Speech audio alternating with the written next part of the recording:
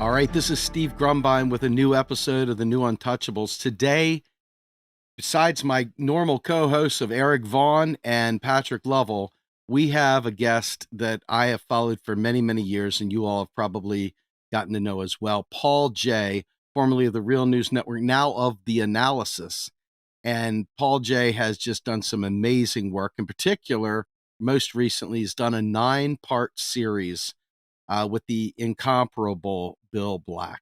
So without further ado, let me say hello to our guests. Welcome, Paul J. How are you, sir? Hi, well, thank you very much for the invitation. Absolutely.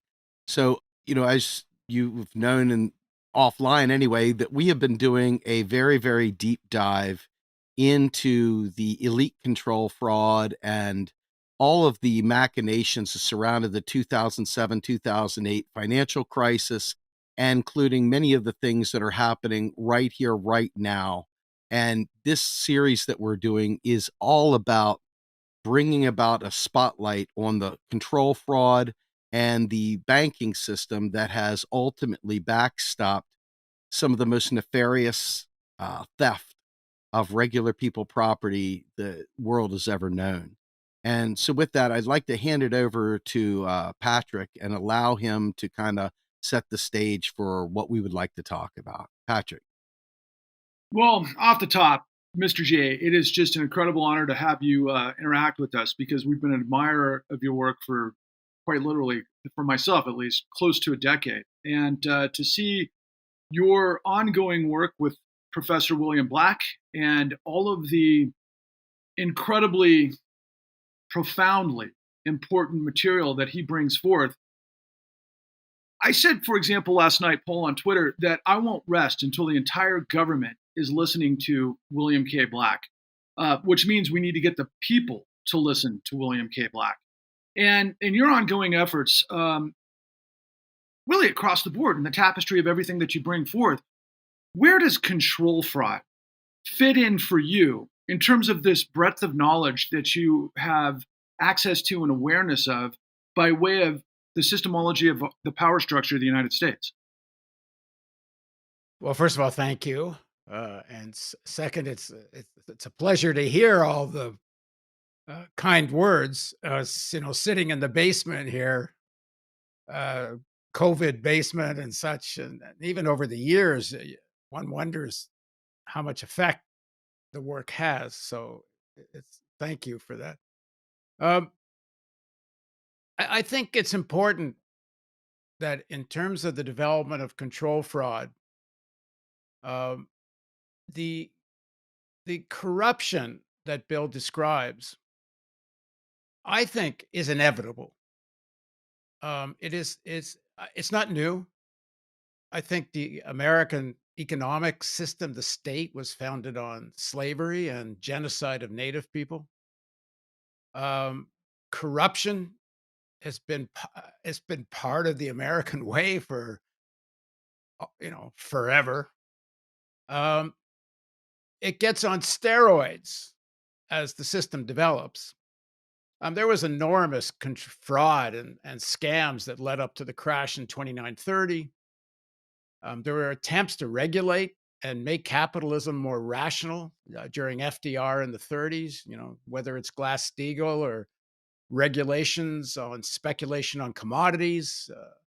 Um, and because of the crash in 2930 and the deep crisis of capitalism in the 30s, uh, the forces within the capitalist elites that were rational and understood there needed to be serious reforms to mitigate the excesses, or the system itself would implode.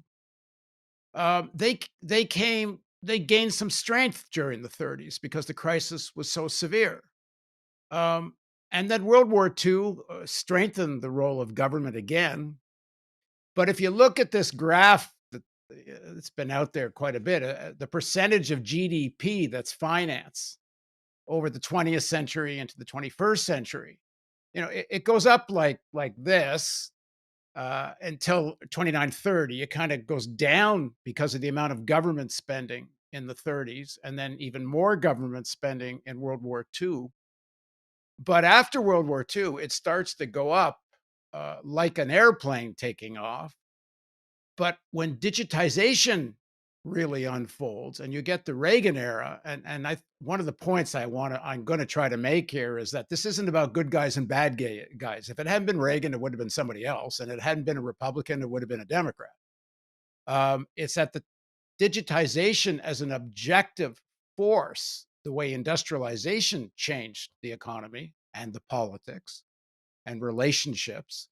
Digitization did much of the same thing. So you look at this percentage of GDP that's financed starting late 70s into the 80s, it takes off like a rocket ship. Digitization is beyond jet propulsion for financialization.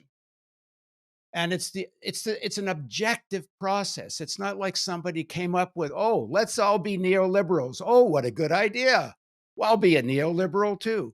No, as much as the Industrial Revolution was the result of scientific advancements, humans learning how to interact with nature and technology and all the breakthroughs that gave rise to mass production, and the amount of capital needed to develop that industrialization changed the nature of banks so that instead of just being lending institutions, they start becoming controlling institutions throughout the whole economy. So that takes off again on steroids in the 1980s. And with digitization, banking gets even more profitable, more powerful, partly because digitization makes globalization, which is nothing new. I mean, you have a global economy in the late 19th century, never mind the 20th century. But digitization means you can take a tube of toothpaste, buy it in Walmart on a Monday, and Monday night in China or Vietnam, they know to make another tube of toothpaste. I mean, the global supply chain changed radically because of computerization, which meant productivity went way up, profits went way up, but because they could play off now cheap Asian labor against American workers, wages barely moved from the 1970s on. So where did all that money go? Where did all that new wealth go? Well, we know it goes to the 1%, we know it goes to banking, but it goes into the financial sector. So these guys, not only did they become so dominant and so powerful, they've always had enormous sway. Some people own Congress, but nothing like what happens from the 80s on. They so own Congress. They can't be regulated. And this is where you get into control fraud and Bill's thesis. Why, in these interviews, Bill talks about during the SNL savings and loan debacle, there were thousands of indictments and many convictions, and people went to jail. Why doesn't that happen in 07, 08? Right. Predicated, and this was the point, though, Mr. J, and this is what I'm so glad you brought this up. Predicated on 30,000 criminal referrals that the Office of Thrift Supervision was enabled the media to put pressure on the powers that be to lead to the results that Bill was able to create. So that therein lies the question and answer. Right. The media seemed to play a much bigger role. Yeah. So then why didn't it happen in 07, 08? Mm-hmm. Because the power of finance within the economy and the politics had really grown to such an extent. They're too big to fail. They're too big to prosecute. The revolving door between every president, picking their finance team out of Wall Street. And it's gotten to a point now, and I don't know whether this is maybe where Bill and I don't agree. I don't know. I actually think we're past the point of no return on being able to regulate these guys.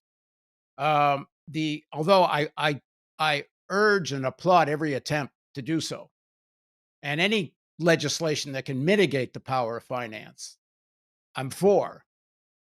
And I'm jumping ahead here, and there's lots to get into before, but I'll just finish the point here. I think we have to really look at what publicly owned banks on a real national, international scale could look like. not just because of the financial side, but because of the political power side. How do you weaken the power of finance? I think that that is such a critical question, because one of the things that really troubles me right now is that it seemed to be that in earlier periods of time, you know, mammoth corporations and banks were still much smaller than the government that oversaw it. And I'm not so sure if that's the case anymore. It seems as though that we have like institutions that are somehow above, and as far as power and sway goes, sovereign states. And that's like one of the real troubling things about me. I think that there's like actual real things that can be done, from government. But when you have so much money, like, you think of the BlackRocks of the world, and the Vanguards of the world, and so on and so forth, that they have so much sway with our government. It's, I think that that's where the nexus is, because government still has the ability to do what it needs to do. However, it's never going to be able to as long as they're getting their paychecks cut from the same entities that are going to regulate.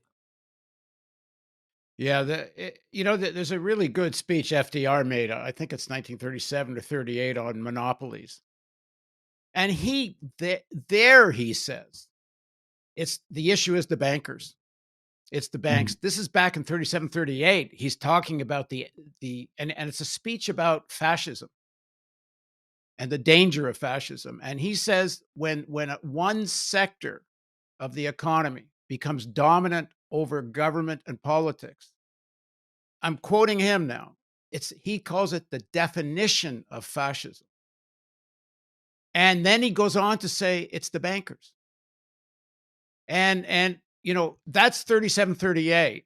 And we're in a situation now where finance is so much more powerful than it was then. That you mentioned the BlackRock, and this article I did on BlackRock. And BlackRock is certainly perhaps the biggest player when you talk about concentration of ownership, but it's one of several big players. But just taking BlackRock as the example, and Vanguard and State Street, the three biggest asset management companies, that between the three of them control, what is it now? I think they're up to $15 trillion they manage, which is bigger than the GDP of China. They're very close to, Bloomberg predicted within 3 or 4 years, they'll probably have more under management than the GDP of the United States. These are index funds where they buy a whole index, and they also have what they call discretionary funds where they pick and choose stocks. But people call them like they're passive investors. The thing is, they actually do get to vote the shares at annual meetings of boards of general meetings of these companies. They get to vote the shares of those $15 trillion. So BlackRock, Vanguard, State Street, and the other big asset management companies have enormous say in who gets to run everything that's on the stock exchange, really, and which gives them an interest in every sector of the economy. So I was talking in my article about how the same three Goliaths not only own essentially majority control in terms of how they vote shares of all the major media companies, with the exception of Bloomberg and Washington Post, which have, Bloomberg has private ownership, and so Washington Post is owned by Bezos. But like the New York Times, 93% owned by financial institutions. And that same group that owns 93% of the New York Times owns most of the fossil fuel companies in the world. I think the only big exception is Total from France, because of the amount of national government ownership. And there's others, like the Saudis own this and that. But the big fossil fuel companies, all the big arms manufacturers, all the companies that make nuclear weapons in the United States, um, the and so it's a system that's unfolded that, they talk about the arc of history bends towards justice. Well, I hope that's true. But one thing I do know, the arc of history bends towards monopolization. And we better really face up to the consequences of this, because as much as BlackRock now likes to talk about the problem of climate change, so far it's smoke and mirrors what BlackRock is actually doing. And it's the smoke is literal, because the finance sector, even if as individuals, they mean well. And I don't mind saying Larry Fink means well. I mean, there's no point demonizing individuals here, because unless you're talking about control fraud, which is another story, their individuals do play that kind of role. But systemically, these companies can't do it on their own, because if they try to deal with climate seriously in any way, undermining their ability to profit, then another fund is going to jump in, pick up their business, and do what's more profitable. So it requires government to come in and absolutely regulate fossil fuels, regulate and take over serious sectors of kind of planning that finance right now can do what it pleases. And they know it. The BlackRocks of the world know it. The problem is if government is going to play that role, they're also going to want to regulate finance in a serious way. And finance is willing to risk Armageddon in order not to be really regulated. And so, we got to get this message out to people, because as much as people are being put to sleep on some of these questions, they got to get how the system operates, and then we have to talk about, okay, then what do we do as people to try to deal with this? This is a hugely important point, what you just made. And I want to clarify from an MMT and a Bill Black and a econ perspective that when you look at the banks that we have today, every single bank in existence has been given a charter from the federal government. They can't operate as a bank without having a charter. And that charter is a regulatory document created by the Congress of the United States. Congress has control of these things. It has, I'm not doing anything is what it's done. I want people to understand that it's not the banks that have done this so much as our feckless government. Our government has the power. In fact, it has the responsibility to do the regulating of each of those industries, including finance. And one of the things that you said about public banks, every single bank in its original state is a public bank, because Congress alone gave them the charter to even operate, to give the unit of account as an IOU. And so without that charter, without that regulatory presence, they're running amok, and they have become bigger and badder and stronger and faster than any one of us could have ever dreamed of. Although, to your point, way back when, 1920s, 1930s, they knew this, and they took action by creating Glass-Steagall to try to block their ability to do a whole lot of what we're seeing today. So I'm curious if within that space, how do we get that message out to regular people that it's not just some wave our hands in the air? Our government has a responsibility to take direct action, unless, of course, our government is captured and, in effect, an arm of these agencies. Well, I just add one point to what you just said, which is it's not just the charters. They don't survive without public money. Amen.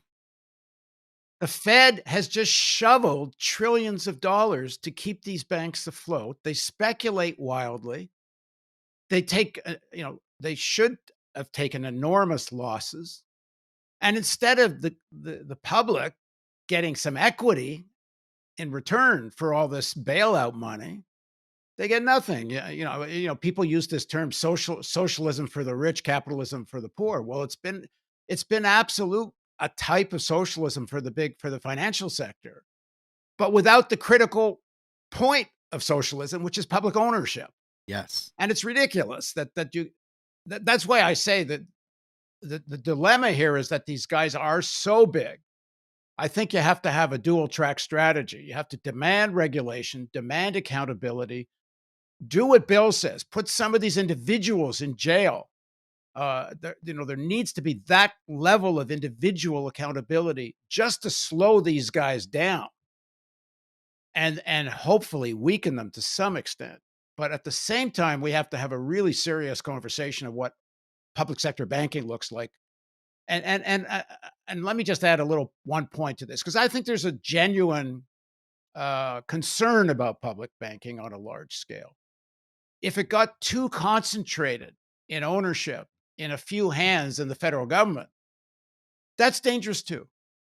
Any concentration of ownership is dangerous, whether it's in the private sector or if it's, in a monarchy, or if in a one-party supposed socialist system.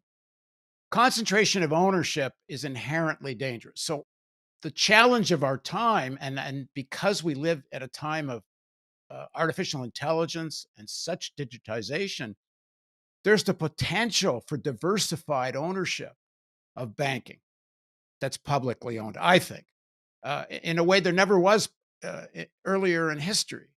So as much as digitization, I think, has caused a lot of the problem with finance, a lot of the solutions might be there too.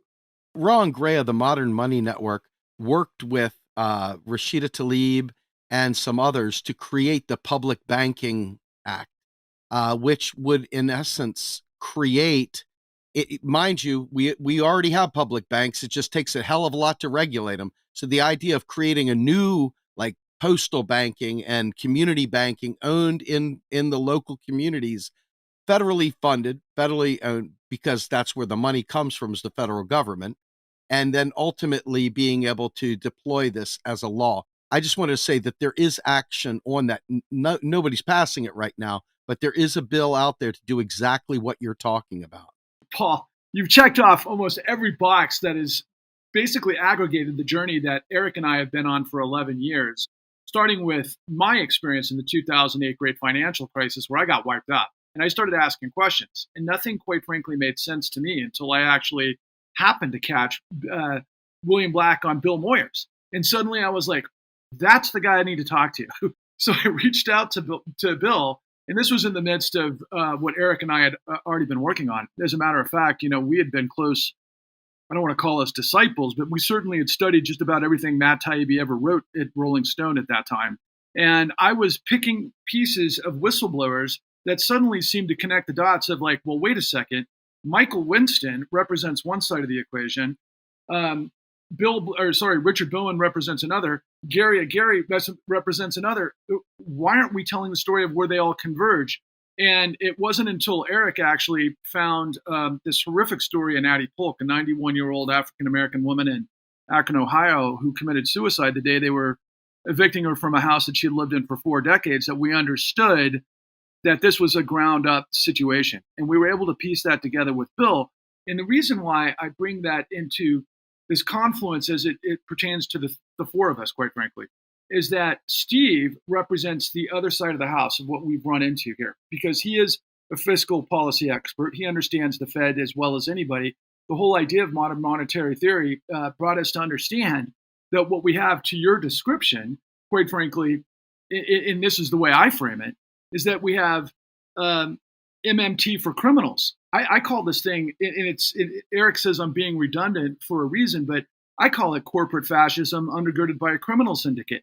So to your question, how do we get the regular person to get past the sort of academic questions here to understand that this is just simply theft, but on a massive scale, where all the upside goes directly to the managers of this operation, and they have unlimited backstop for a criminal enterprise. Now, some people might think, hey, is he being hyperbolic? No, we've spent 13 years aggregating the details of the greatest criminal conspiracy and cover-up in history that starts, quite frankly, I think, with Matt Taibbi's work, and it works its way through Bill Black to the likes of what you've been talking about for years, which gets us to the final aspect of this. It's neo-feudalism that's run by the financial sector, right? You put that technological aspect together with the backdoor sort of scenario with the Fed, and you've got this thing that's like Orwell could never envision it or imagine it. the yellow brick road is nothing even remotely close to this massive conundrum that we're facing, given the climate crisis and the impending, quite frankly, rental crisis and so forth, and maybe the rental moratoriums and so forth. I wonder if you can comment, based on the criminal aspect of this, if American society doesn't understand that the federal government failed to bring to account the people that made this thing happen, what then? Well, I guess if I really knew the answer to your question, I, I'd be talking to more people than I am. Uh, the criminal aspect to it is very important. Even more so, the convergence of the financial sector with out and out organized crime doesn't get talked about very much. Like, there's a crime family led out of Toronto, where I am now, that started in southern Italy, but is one of the stronger mafia families. And I was seeing in mainstream press here an estimate from some prosecutors that they're doing 60, I believe it was 60 billion a year. This is just one family. And where's that money's being laundered through real estate and casinos. Well, Deutsche Bank owns one of the biggest casinos in Las Vegas. Real estate is all about banking. So the convergence of outright mafiosa, and of course, not just Italian mafia, whether it's the Russians or the Colombians or you name it, the finance sector is laundering money. So the criminality is at the most overt state. But I'm sorry, one of the problems here is that so much of what they do, which destroys people's lives, is legal. That's the other thing about the criminality, is that so much more of it should be criminal. But because they have such influence over Congress, they make so much of what they do legal. Like, just even like, it used to be illegal to buy your own stock, right, for corporations. Now it's legal to have stock buybacks, which creates a totally artificial stock price. Right. It goes on and on, the undoing of Glass-Steagall. But I think what I want to keep going back to is that it's part of, and this is why I keep going back to public ownership. We're at a point now where a system based on the private ownership of at least critical sectors of the economy, starting with finance, it's played out its usefulness in any way that's good for human society. It used to be. I mean, banks, even in the 20th century, even as rotten as they might have been, they did play an important role to the development of modern society, okay? They're now so parasitical. The role and that parasitism isn't just in what it does to the economy. You can see, like, where does Trump come from?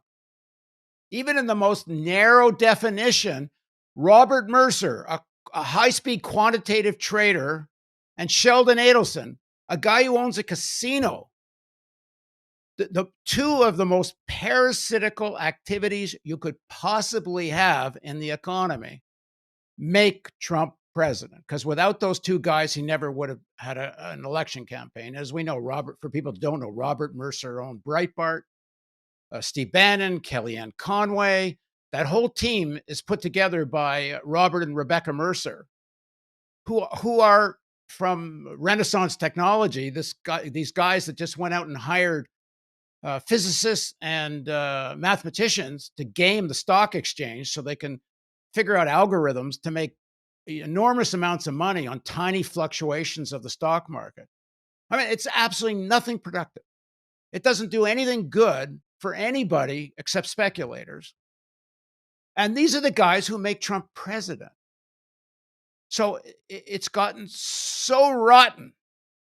And of course, people who feel so dispossessed and desperate wind up, falling for this populist, I don't even want to call it populist, demagogic bullshit.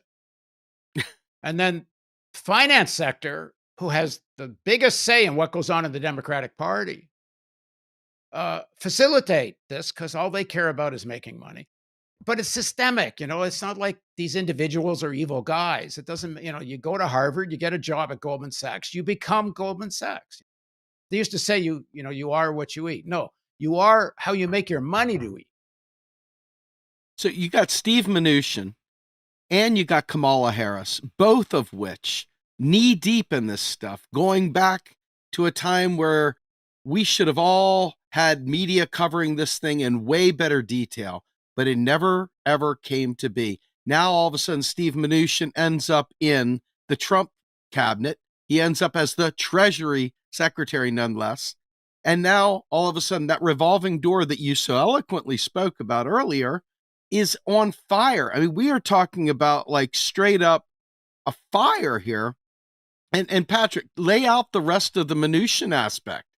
Well, one of the pictures that encapsulated it for me, guys, was going back to I think it was about 2 years ago around Christmas time. I saw a picture of Michael Milken and Steve Mnuchin after Michael Milken's conference, and ultimately they're flying on his G5 because the government was shut down because of some sort of the cutbacks that Mnuchin was on top of. So he's flying around on Milken's private jet, the king of private equity, the king of hedge funds that were right around during the S&L crisis, and it brings it full circle to what Paul's been unpacking for us. And then ultimately, guys, though, what it all comes back to for me when I think about these policy and these entities that come out of Wall Street through the revolving door, like you said. And by the way, the Kamala Harris part of it is extremely important to identify because you just gave us a multi-party situation, right? And where was Kamala during the 2008 great financial crisis?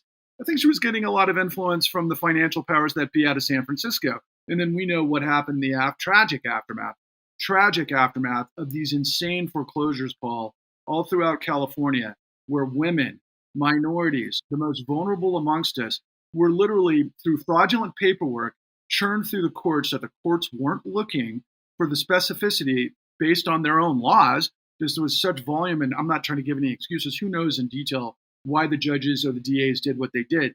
But the consequence, and we just had this on our podcast 2 nights ago, and I encourage you to watch this stuff because it's mind-blowing, Paul. We had elderly women who were up to speed on their payments, who had over $1 million of equity in their home in Santa Barbara, that got in this mess, and sheriffs wound up at her door with rifles and forced her into homelessness. And this is somebody who has $1 million in equity, not behind in payments. They stole the home, Paul. It's incredible. I'm not making this up out of thin air. That's how bad this thing has gotten. So once again, when we're trying to Richter people out of their slumber, they need to understand, like Eric has from day one, this is a street crime. It is the mob, like you just said, Paul. It's mob mentality. Or let's even use it, what was smash and grab through, let's call it the East India Trading Company and all of the different techniques they use throughout, societies throughout the world. I mean, it was like you get these societies into debt. When they can't pay back, you come and you crash it and you trade in your own currency, right, Steve? That's how they were able to do it with the pound with the East India Trading Company. And lo and behold, you've got complete control, which was tyranny, at least to our founding fathers. At least that's what we were taught. So I don't mean to ramble. The question to you, Paul, again, is somebody who, from my perspective, and just to finish this question, you're at this sort of hub, if you will, to some of the best minds that exist. You've got, that's why I watch you religiously, because I learned so much from your programming. Michael Hudson comes to mind, Matt Taibbi comes to mind, and they all talk about different pieces of this puzzle, but the only one who's talking about the criminality of it, at least in detail, that should lead to prosecutions that could potentially rein this stuff in, is what brought us all together, which was William K. Black. So am I hearing from you that you think, given everything, that holding a couple of CEOs accountable at this stage of the game, it's too late? No, well, I don't know if it's too late or not too late, but there's no question if some CEOs were held accountable, it would be a good thing. And I think it's part of the process of change to demand that kind of accountability. I don't think it's one thing that's going to do this. But yeah, if the Biden administration wants to claim that it's going to be the most progressive administration since FDR, which he uses that terminology, then there damn well better be accountability for individual CEOs and send them to jail. Absolutely. And I think the reason I keep interviewing Bill is because I think it's such an important part of a process of change. I don't think it's the only thing, but it's a very important piece of it. And if any, if more progressives can get elected to Congress and put more pressure in some of these hearings, it's an important piece of waking people up. It's an important piece of at least mitigating how finance acts. But I do want to add what I think is very important thing that we have to grapple with. Most ordinary working people already believe bankers are criminals. They think why did Trump get elected with "I'm going to drain the swamp" rhetoric? Even though it was all bullshit, people didn't need convincing there was a swamp. I lived in Baltimore for almost a decade. And, I had a lot of conversations with working class Black workers and very poor people and all kinds of people. They're almost too cynical about it. Yep. They so think the elites are crooks. They so think it's just a bunch of criminals, that nothing can be done about it. They just kind of give up in despair and they don't see an alternative. And that's why I keep harping back to this thing that there needs to be exposure of the criminality, exposure of the injustice, demand for individual accountability on people that are committing crimes. But there also needs to be a vision for an alternative. Yes. And I think that's so missing from the discourse in much of both the left and even the more enlightened sections of the elites.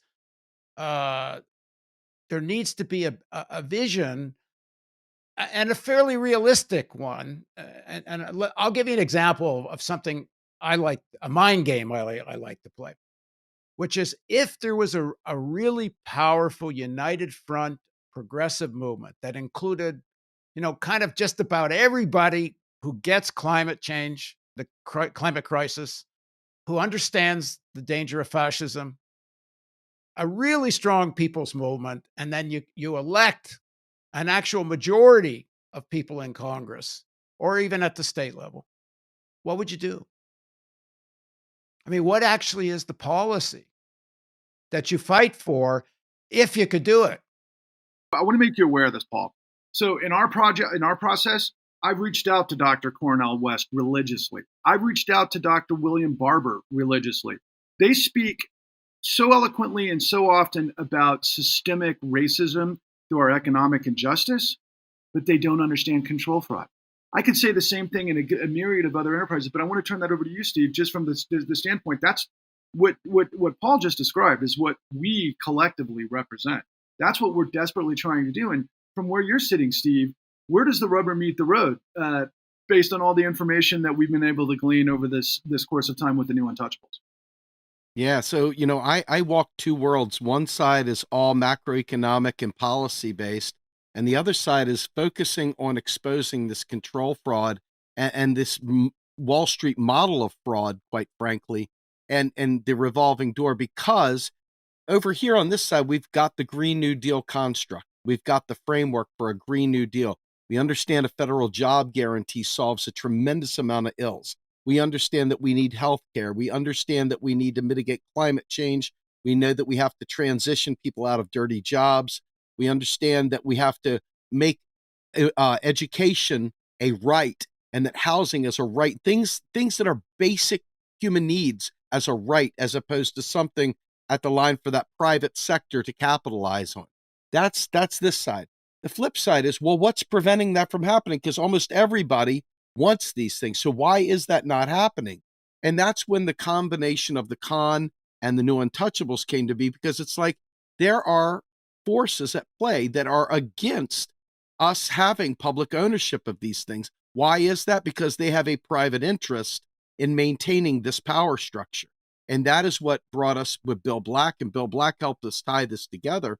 And I think that it's an important thing to note that there really are solutions over here. We really do have a framework for what we want if we had that majority that you're talking about. I'm no expert in US politics, but as far as I can see, the strategy, if we could have, such a movement, the strategy, I think, is relatively straightforward.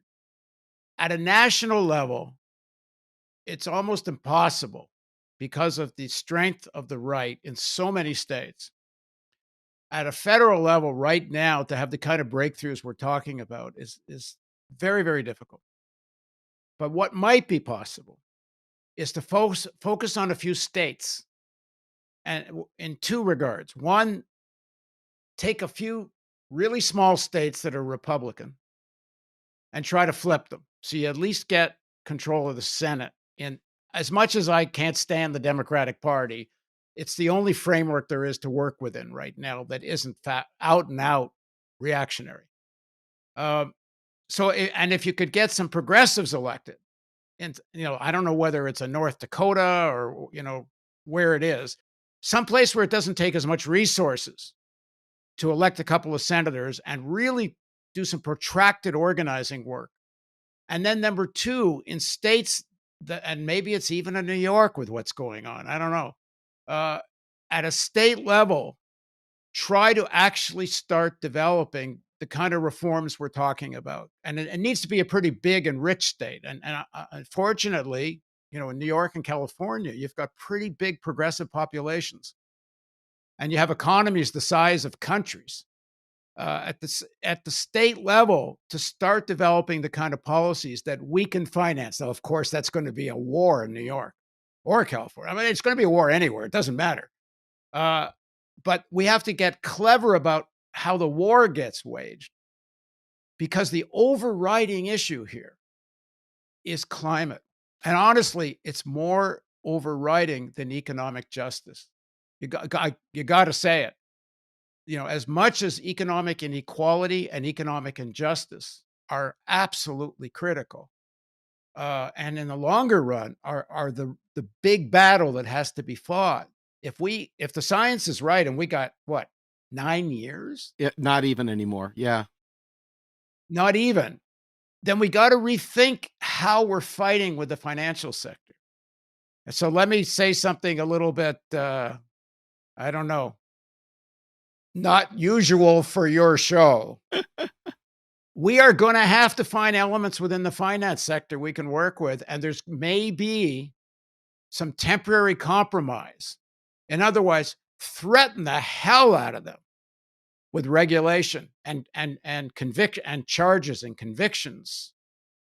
But be willing to compromise if actually you can get some movement on climate. Because in 8 or 9 years, we ain't electing a progressive government that can do all of the above. It's just that the people's movement just isn't strong enough right now. I couldn't agree more. I mean, I think that one of the critical issues that I think we face by and large is that the political will to do what needs to be done is not there, and it requires the cultural pressure in order to create that political will. And I think that in this modern day and age, I think that we have a culture of victim blaming that happens so often that I think prevents the individual from going where they need to go, mentally, as far as like saying that, no, it's like we need to break up banks. We need to have public banking. We need to, like all these different things. However, there were other periods of time where the public will did create political will. I mean, if you go back to Bill Black's era, with the SNLs, I mean, the 30,000 criminal referrals was what embarrassed the Department of Justice into actually getting off their ass and doing something. And preceding that, all the way back to 2930, and the Great Depression, you had coming into the Roosevelt administration, you had the Pecora hearings, that started just a little bit before, and then continued on through Roosevelt. And the Pecora hearings allowed the public to see the undressing of these bankers and created the cultural pressure that turned into political will to do massive things. What do we have to do today in order to get the public to put that pressure onto our politicians in order to create that? Because it seems like that's the part that we're struggling with. Well, we're all working at that, and I think we have to. I guess what I'm suggesting is we have to get better at imagining what an alternative future looks like, because it's not. You can't just fight against finance. You got to fight for something. Right. But also, I think we have to get better at reaching out and identifying individuals in the financial sector and other in the elites who aren't completely insane. And I call it's an insanity to see a society going over the cliff and you're so in a bubble of wealth, an orgy of money making, that you actually don't care if the society is going to go over the cliff. And a preponderance of the elites actually seem to be in such a bubble. On the other hand, most of those people in the bubble are politically passive. They just consume, they spend money, they go to parties. Their egos are paper thin. Their whole identity is defined about how they got money and they got goods and nice cars and shit. They're barely human beings. I believe there are some people in the elite, and you've got that group, Patriotic Millionaires. You've got some others. There are some people that get the systemic risk. Like, this is what happened. Like FDR, as much as he was for, in the end, American empire and capitalism and all the rest, he at least understood there was a systemic risk to capitalism itself that he was going to try to face up to. Those voices are marginalized now, like the individuals in the financial sector and the elites who get the systemic risk. They don't even get on television, never mind people like me. I've been thinking of doing a documentary film called A Letter to Larry. And it's like the whole film's addressed to Larry Fink at BlackRock. And the idea is, Larry, you're talking a nice game here, but your actual, like, even your divestment from coal is BS. I mean, I won't get into the details of it now, but it's completely smoke and mirrors. Anyway, we need to find a way to actually reach some individuals in the elites who get the urgency of the climate crisis. And I have to add, and I'm working with Dan Ellsberg on a documentary series now based on his book, Doomsday Machine. Nuclear war is simply not being talked about. It's nuts. It's as insane as the irrationality is of climate denial or effective climate denial when you won't, implement the policies that will actually do something about it. We're in nuclear war denial. The United States and Russia each going to spend $1 trillion over the next 30 years, mostly in the next 10, to usher in a whole new arsenal of nuclear weapons. China has just started talking about, China was very modest. They only had about a couple of hundred ICBMs apparently, and some other subs, because they thought that was enough to be to defend themselves. Now China's talking about a big expansion in nuclear weapons, that they're falling behind Russia and the United States. We're heading into such, dangerous territory that there's serious conversations of going to war with China over Taiwan. I interview Larry Wilkerson all the time. Every war game, according to Wilkerson, that gets modeled in the Pentagon of the US getting into some kind of fight with China in the South China Sea or over Taiwan ends up in nuclear war. And they had to cancel the war game. They have to end it, because once it gets to nuclear war, but there's people in the military elites who actually still talk about nuclear war as winnable. I mean, it's insane, the level of insanity. So we need to get there. I do think there are people within the financial and other elites who have enough money to actually have more power than they're exercising. Together with building a people's movement that can focus on some smaller states and develop a message with an alternative vision. You know, I don't know exactly what, other than me blabbing about it. I'm not sure what I can do about this, but it seems to me we got to head in that direction. I want to bring something back to the very beginning of this conversation where you said digitization has been the pure steroids to make this thing blow up hugely, from the internet to the financial transactions to the global economy. This digitization has facilitated this rush into this firestorm that we're in. And I want to say that going back to FDR's era and the Pecora hearings, there was no online internet.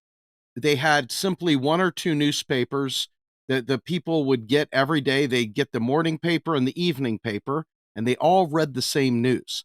Even in the 80s, we still had not gotten to the point where we had online media. There was no online MSNBC, CNN, C-SPAN, this, that, and the other. There was only a handful of shows, and people got the same information. And so there was a chance that the media could create a groundswell. Now that has changed. In fact, it's changed so much that alternative media has stooped to the level of clickbait oftentimes just to get people to pay attention to what they're saying. And the mainstream media, as your point very clearly shows, is owned by the very financial elites that are creating the problems to begin with. So the ability to create that mass movement of people, that one narrative that gets everybody moving in the same direction, has literally been watered down to the point of we got to find another way. I mean, I remember in Washington, D.C., you had the Washington Post and the Washington Star. And so you had two different posts, and then you had the Washington Times garbage, the Mooney paper, but you had ultimately, you only had one or two papers in each area. And now, because of this digitization, we are literally, on one hand, we've never been more connected. On the other hand, we've never been more diluted. What are your thoughts on how we could take media to the next level to get this? Yeah, I think the answer is this. You see what I'm holding up here? Yep. You know what this does? It knocks on doors. Ah, yes. It knocks on doors. What's been changing things? How are these progressives getting elected in New York and other places? Door to door talking to people. And now COVID waning, hopefully. Uh, it's this old school thing. Just bloody go talk to people at their doors, and it's changing things because as powerful as the media is, they're having real trouble. They don't have a good answer for knocking on doors. So I'm somewhat given some optimism by some of the what's been happening in New York at the state level, even at the federal level with AOC and some others. It's brewing. Bernie Sanders, the extent of support he got, and if it hadn't been for the sabotage of his campaign, Hmm. who knows how he might have done. And I think this combination of knocking on doors and talking directly to people, I think the more we can get a stronger vision in those conversations, like for example, Medicare for all is a good demand. Uh, but I'm in Canada right now. We got Medicare for all, and the financial sector still controls everything. So we need to go beyond just the Medicare for all demand, like as we've been talking throughout this. We need to, we all got to get out there and join the knocking on the doors campaigns, and we got to contribute to the messaging so it gets clearer.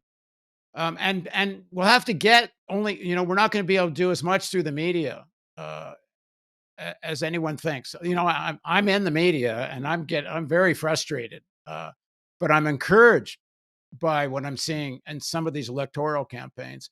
I'm going to have a series coming out soon with a woman named Jane McAlevey. She's been organizing unions for years. I'm doing a reality asserts itself with her. It's like her whole life story.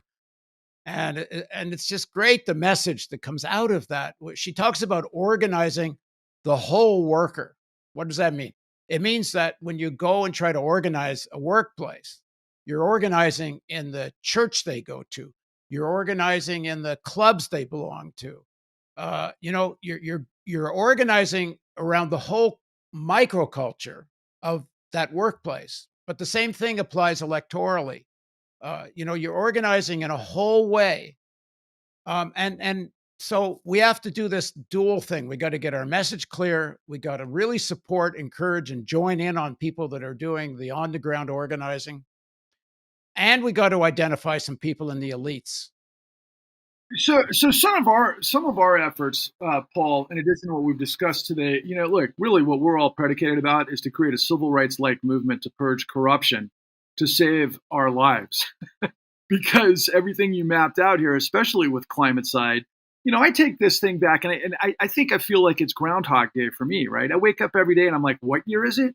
I mean, what's different now than what if you were paying attention and understood how things worked in 2001? I mean, you mentioned the Saudis, right? In sovereign wealth funds and being the power structure, the hybrids between financialization and fossil fuels that have overwhelmed the government's ability to respond to any of these things because of all of the different backroom scenarios that have played out. And you mentioned a few things about it being legal because they make it legal. There's still a whole lot of laws out there that make it not legal. What we just have to understand is who's in the position to enforce the laws, which brings me back to Bill Black. I mean, another example of the things that we've laid out is what we call within the new Untouchables. I mean, we've got, and I hope you can discover these guys because they're pretty extraordinary. We have Paul Pelletier, former third in command, third in level of hierarchy at the DOJ under Lanny Breuer. He was in charge of white collar investigations. In fact, he told us on camera, was quite extraordinary, Paul, that when we found out that the FBI wasn't following through with criminal referrals to the DOJ based on all of the mortgage fraud that was taking place, that quite frankly, Chris Swecker, another one of our Untouchables, who happened to be the assistant director of investigations just under Brewer and what am I saying, Brewer? I got the Department of Justice. I'll come back to it. Comey, of course, and at the FBI. He put together a national dragnet on mortgage fraud. Right, exactly. That couldn't go up the food chain because the OCC didn't have the ability, or everybody else that they were turning over these investigations to create criminal referrals to the DOJ. There were zero criminal referrals. So we've been able to, through this collective work, piece all the people together. Well, first of all, the facts, the people who know what to do to reboot the system and reset it. If only we had critical mass, which brings us back to, let's say, elites, or in our case, I keep banging on the door, for example, of Tom Morello, one of my favorite musicians of all time, or of, quite frankly, The Edge from U2. I'm looking for those guys because they've had for decades, been on the right side of the humanist sort of perspective, but they don't know how control fraud works, right? So in the end, this confluence of banging on doors, of getting the message out, of meeting with the right people to express what we all have collectively been working towards, and you most notably, and again, this is my final comment of our show. Thank you again for Bill Black and your deep dive on control fraud, because to my knowledge, I've never seen anybody else do it besides us, right? There's the two of us that are trying to create this pincher to hopefully educate everybody you just said. And if we can create our own echo chamber, our own centrifugal force, our own center of gravity, we definitely have answers. And if we don't have the answers, we can certainly get to the right people who do. We just need the viewer to understand what's at stake. And guys, for 2 decades, it's been at stake. We've been on the edge of being controlled by a system that thinks we're all expendable. That's my final point. Well, thank you. I want to thank Bill too, because he's been one of the important teachers for me about how this system works. And I think he's made a very important contribution to our understanding of how it works and what needs to be done.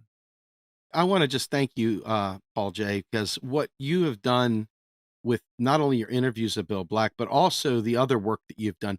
You've connected to an awful lot of other media people. You have a lot of other networks involved as well.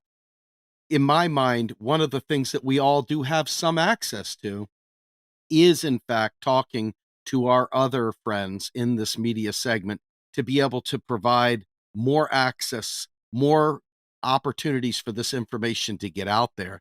And we're hoping that as part of this move to purge corruption, that we can also create a web, if you will, a network of media and alternative media outlets that will, in fact, facilitate getting this information out there to the public, cross-pollinating, sharing each other's work, and making sure that, in fact, a larger audience starts hearing about it and figuring out what doors they need to knock on. So that's my hope. That's why I'm doing this, is hopefully by networking with folks like yourself that we can gain footholds in other places, because it's not me, us, right? Taking Bernie's campaign slogan, not me, us. This is an opportunity for media and alternative media to band together to get this word out through a web of networks that hopefully will bring about that mass door knocking campaign.